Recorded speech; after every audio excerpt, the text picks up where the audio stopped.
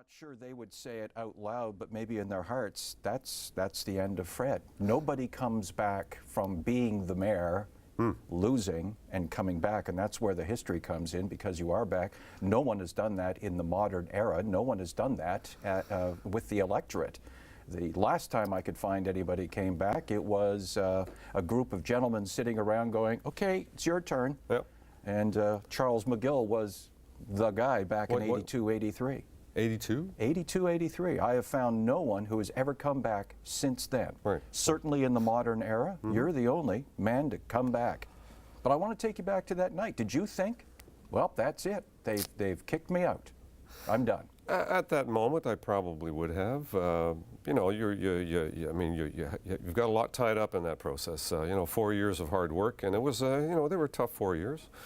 Not all of it difficult, quite frankly. A lot of it some good and positive things, and I have some real good, a real good sense that we actually moved the yardsticks in those 4 years. But when the electorate tells you to go take a powder, it does hurt. But you know what? I'm an East End guy, and you know, we're tenacious and determined, and you dust yourself off and you move on. And I have to tell you, I have no regrets.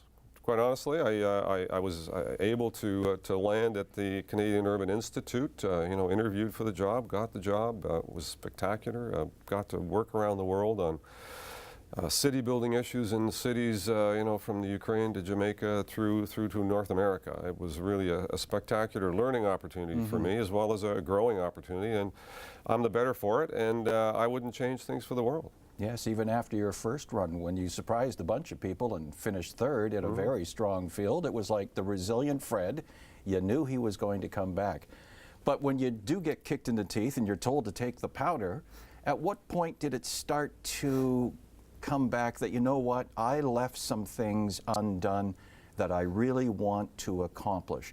Did it just strike you that moment when you were up the ladder in British Columbia working on your brother's house, or had it been percolating in your head that I might give it another shot? Yeah, you know what, whenever I was working in another city, another municipality, learning about what they were doing, my mind was always turning to, how can I bring this to Hamilton? What good can come out of what I'm learning here in Kiev that I can apply in Hamilton? So my mind was never really far away from you know, my passion for making Hamilton a better place. And even though I was working in Toronto on a commute basis, my heart was here, and it really never left.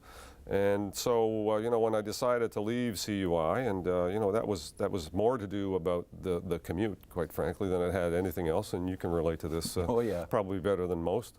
It's a very difficult thing, and it was you know, a moment in my life I had to make a very tough choice. And for me, lifestyle matters more today than it would have if I were in my 30s or 20s. And so I decided that this is not the lifestyle I wanted to have in terms of the commute. So I had to decide, am I going to stay in Toronto, live in Toronto, and stay with the Urban Institute, or am I going to come back to Hamilton and kind of start working on you know, areas that I thought were important for Hamilton to work on. So that was my decision. I took a bit of a break and got some things done in my life that I've been meaning to do, and one of them you mentioned, which was going to BC and helping my brother frame up a house, which was brilliant, great. Spent a little time with another brother in Hawaii, got some projects done at home that I've been meaning to get to. And then, you know, through that process was kind of thinking about where am I going to go, what am I going to do, and it was pretty clear that my heart and head was not far from the mayorship all the way through. So when I mentioned it to Diane, there wasn't, and this was a turning point for me, because I thought she didn't. I thought she would clock me and say, "Don't you ever think about that again." Her response was completely different. It was, "This, you need to do this," and it was totally supportive, and that really kind of cemented it for me. Because if she'd have said no, I probably likely wouldn't be sitting here. Well, as you've told me, you were up a ladder. You were working. You got a phone call. I don't know how Dreschel tracked you down, but there it was. He has my cell number. He always has. Yeah.